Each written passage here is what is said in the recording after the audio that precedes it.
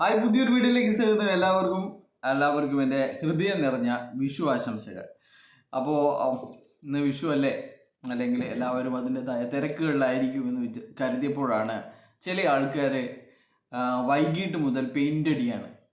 വല്ലാതെ പെയിൻ്റ് അടി, ഐസിൽ പെയിൻ്റ് അടിക്കുന്നത് പോലെ പെയിൻ്റ് അടിക്കുകയാണ്. എന്തിന്? ഒരു മണി ചേഞ്ച് ചെയ്ത 2000 മുതൽ മണി ചേഞ്ച് ചെയ്ത ഒരുത്തനെ, അവൻ്റെ കമ്പനിയെ വെള്ള പൂശിക്കൊണ്ടിരിക്കുകയാണ് ഒരുത്തൻ. എന്താണല്ലേ, ഉളുപ്പുണ്ടോ എനിക്കൊക്കെ? ഉളുപ്പിൻ്റെ ലവലേശം നിനക്കുണ്ടോ എന്നാണ് ചോദിക്കാനുള്ളത്.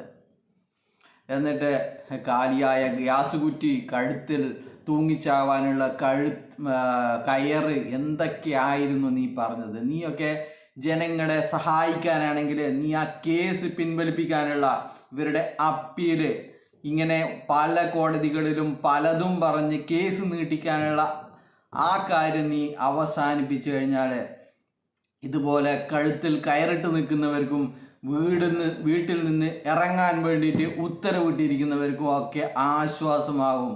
അടുത്ത ദിവസം കോമ്പറ്റൻ്റ് അതോറിറ്റിയുടെ പത്രങ്ങളിൽ പരസ്യം വരും.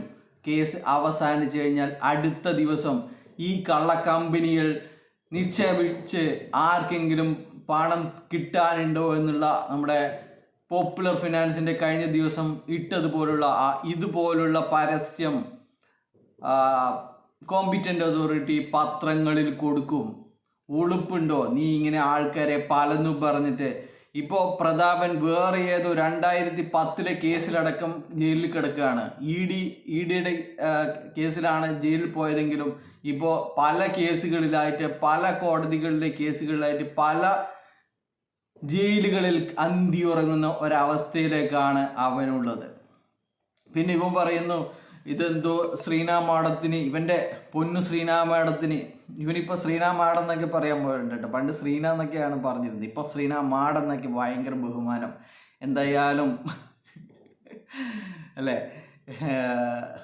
നായകൾക്കൊരു സ്വഭാവമുണ്ട്. അതിന് അപരിചിതരെയോ അല്ലെങ്കിൽ അതിന് യാതൊരു ഗുണമില്ലാത്തവരെ കണ്ടു കഴിഞ്ഞാൽ കുരക്കും. പക്ഷേങ്കിൽ അതിന് എന്തെങ്കിലും എച്ചിലെങ്കിലും കൊടുക്കുന്നവരെ കണ്ടു കഴിഞ്ഞാൽ വാലാട്ടും. ഇപ്പോൾ ശ്രീനാമാടത്തിൻ്റെ വിധിയിൽ വേറെ ഏതോ വിധിയിലെ ഭാഗങ്ങൾ വന്നു പോയതാണ് എന്നാണ് പറഞ്ഞത്. വല്ലാത്ത കഷ്ടം.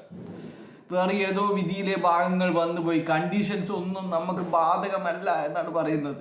അത് ക്ലറിക്കൽ മിസ്റ്റേക്കാണ്, വേറെ ഏതോ വിധിയിലെ ഭാഗങ്ങൾ വന്നു പോയതാണ്. ഇങ്ങനെയുള്ള കണ്ടീഷൻസുകളൊന്നും നമുക്ക് എന്തിന്? ഇത് അക്ഷരാഭ്യാസമുള്ള എല്ലാവർക്കും അറിയാം. എടോ, നിന്നോടന്നെ സ്വയം ചോദിച്ചു കഴിഞ്ഞാൽ അറിയില്ലേ നിങ്ങൾ എങ്ങനെയാണ് വരുമാനം കൊടുത്തതെന്ന്? എന്ത് ഉണ്ടയുണ്ടാക്കിയിട്ടാണോ നീയൊക്കെ വരുമാനം കൊടുത്തത്? മണീച്ചനല്ലാതെ എന്താണോ ചെയ്തത്? നീയൊക്കെ എത്ര പലതവണ സമ്മതിച്ചല്ലേ അത് ചെയ്തു പോയി, തെറ്റിപ്പോയി, അങ്ങനെ ആണ് എന്നൊക്കെ. എന്നിട്ട് പണം തിരികെ കിട്ടാൻ വേണ്ടിയിട്ട് കമ്പനിയുടെ ഭാഗമായി ചേർന്ന് പല കോടതികളിൽ കേസ് കൊടുത്തിട്ട് 2 മാസം, സാർ 2 മാസം കഴിഞ്ഞിട്ടുള്ളൊരു കേസ് ഡേറ്റ് തരുമോ സാർ? ജൂൺ 2-ാം തീയതിക്ക്. ജൂൺ 2-ാം തീയതി. ഇനിയിപ്പോൾ ആഗസ്റ്റ് 16-ാം തീയതി 15-ാം തീയതി പിന്നെ ഇത് സ്വാതന്ത്ര്യ ദിനമായതുകൊണ്ട് ലീവാണ്. ഇനി ആഗസ്റ്റ് 16-ാം തീയതി ഒരു ഡേറ്റ് തരുമോ സാർ എന്ന് പറഞ്ഞിട്ടുള്ള അതായിരിക്കും എനിക്ക് കേൾക്കാൻ പോകുന്നത്.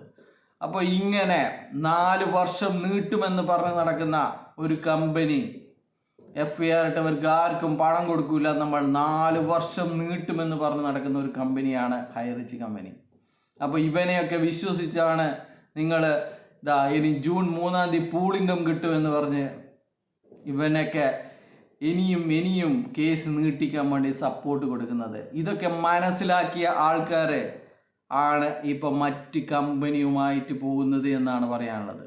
ഇതൊക്കെ എല്ലാവർക്കും അറിയാം. ഇതിൽ നിന്ന് യാതൊരുവിധ ഈ കമ്പനി ഒരിക്കലും തിരിച്ചു വരില്ല എന്ന് എല്ലാവർക്കും അറിയാം. ഇവൻ്റെ തലപ്പത്തിൽ ശ്രീനക്കാടൊക്കെ അറിയാം. ശ്രീന പറഞ്ഞത് ഈ മണ്ടന്മാരോട് ഞാൻ എന്ത് പറയാനാണ്, ഈ മണ്ടന്മാർക്ക് അറിയില്ലേ ഈ കമ്പനി തിരിച്ചു വരില്ല എന്ന്.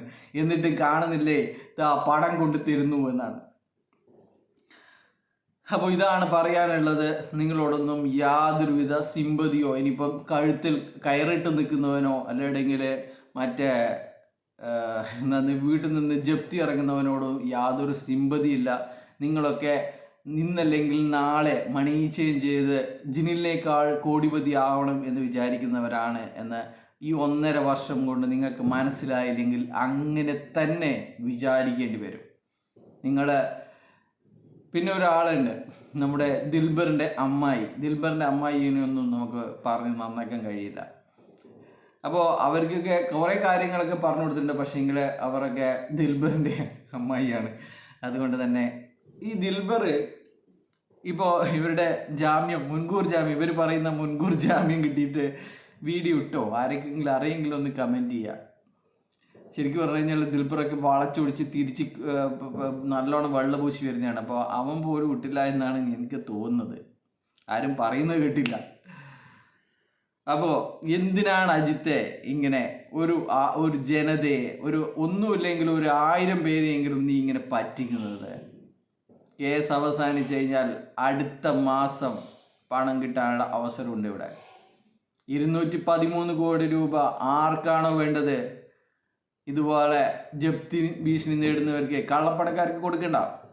213 കോടി രൂപ മാത്രമേ ഇവിടെയുള്ളൂ. നീ പറയുന്ന പോലെ 16 ലക്ഷം ആൾക്കാർക്ക് 213 കോടി കൊടുക്കാൻ എന്താണ് ഉണ്ടാവുക? ഇനി നീ എന്താണ് വിചാരിക്കുന്നത്? ഇത് തിരിച്ചു വന്ന് പിന്നെയും മണി ചേഞ്ച് ചെയ്യുമെന്നാണോ? കഷ്ടം തന്നെ. നിന്നോടൊന്നും പറയാൻ ഒന്നുമില്ല.